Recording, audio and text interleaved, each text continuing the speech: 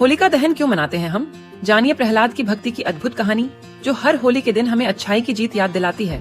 प्रहलाद एक छोटे से राजकुमार थे और वे हिरण्यकशिपु के पुत्र थे, जो एक शक्तिशाली और अहंकारी राक्षस राजा थे। भगवान ब्रह्मा से वरदान प्राप्त करने के बाद हिरण्यकशिपु यह मानने लगे थे कि वे अभेद्य हैं। वे न तो किसी मनुष्य से मारे जा सकते हैं, न ही किसी जानवर से, न तो घर के अंदर, न बाहर, न दिन में, न रात में, और न ही किसी अस्त्र से।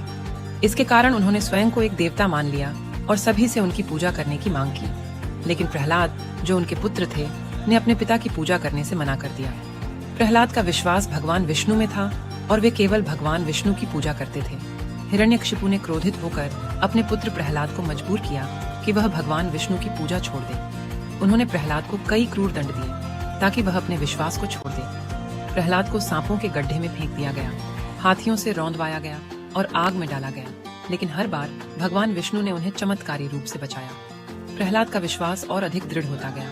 हिरण्यकशिपु ने अपनी बहन होलिका से मदद मांगी, जो एक जादुई चादर से सुरक्षित थी और आग से नहीं जल सकती थी। हिरण्यकशिपु ने होलिका को आदेश दिया कि वह प्रहलाद को अपनी गोदी में लेकर आग की चिता पर बैठे ताकि वह प्रहलाद को जला सके। लेकिन जैसे ही आग ढकी, होलिका, जो प्रहलाद को मारने के लिए आई थी, खुद जलकर भस्म हो गई, जबकि प्रहलाद भगवान विष्णु के दिव्य आशीर्वाद से बच गए। इस घटना ने होलिका के विनाश और अच्छाई की बुराई पर विजय को दर्शाया, साथ ही प्रहलाद की निष्ठा की शक्ति को भी प्रमाणित किया।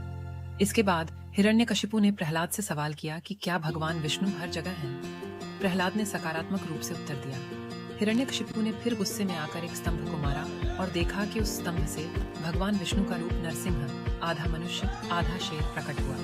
नरसिंह ने अपनी नखों से हिरण्यकशिपु को नष्ट किया, क्योंकि वह न तो मनुष्य था, न जानवर, और न ही किसी अस्त्र का उपयोग किया, जिससे भगवान ब्रह्मा द्वारा दिए गए वरदान की शर्तों को पूरा किया और राक्षसों के राजा की बुराई का अंत हुआ। प्रहलाद की भक्ति और भगवान विष्णु के प्रति उनका विश्वास आज भी होली के रूप में मनाया जाता है। होली के दिन से पहले रात को